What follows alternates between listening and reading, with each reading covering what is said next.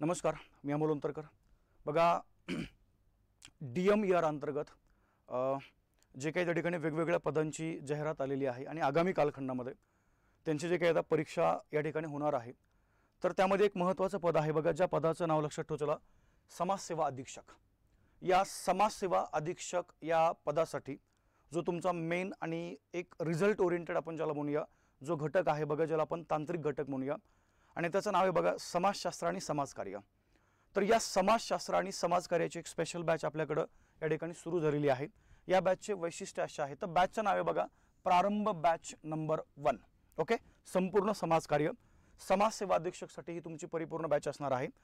एकदम सोप्या पद्धतीने सरळ आणि कोणताही शॉर्टकट न वापरता डायरेक्ट आपण फॅक्च्युअल डाटा जो आहे बघा त्यानुसार ही बॅच त्या ठिकाणी पूर्णपणे डिझाइन केलेली आहे। त्यानंतर बॅचचं वैशिष्ट्य असं आहे की या बॅचमध्ये तुम्हाला पूर्णपणे जे व्हिडिओ असतील बघा लाईव्ह प्लस रेकॉर्डेड या फॉर्मॅटमध्ये आपल्याला हे व्हिडिओ त्या ठिकाणी अवेलेबल करून दिले जातील। दुसरा मुद्दा PDF स्वरूपामध्ये या ठिकाणी प्रत्येक कंटेंटच्या नोट्स आहेत आणि चॅप्टर वाईज या ठिकाणी जी टेस्ट आहे बघा ही पण या बॅचमध्ये आपल्याला उपलब्ध करून देण्यात आलेली आहे।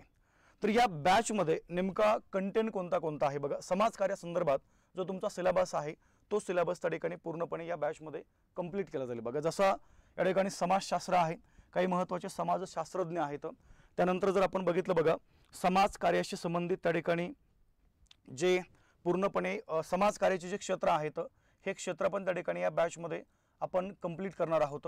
त्यानंतर बघा समाजकार्य प्रशासन, सामाजिक सेवा, समाजातील समस्या, सामाजिक संस्था, संस्कृती, समाजकार्याशी संबंधित ज्ञान, त्यानंतर बघा समाजकार्याच्या मूलभूत संकल्पना, त्याच्या काही पद्धती आहेत, सामाजिक स्तरीकरण आणि परिवर्तन, सामाजिक योजना आणि कायदे, सामाजिक सुरक्षितता, त्यानंतर बघा समाजकार्याची स्वरूप, संकल्पना, समाजकार्याच्या पद्धती, त्यानंतर बघा समाजकार्याची जे काही संशोधन पद्धती आहेत त्याही या बॅचमध्ये कव्हर केल्या जातील।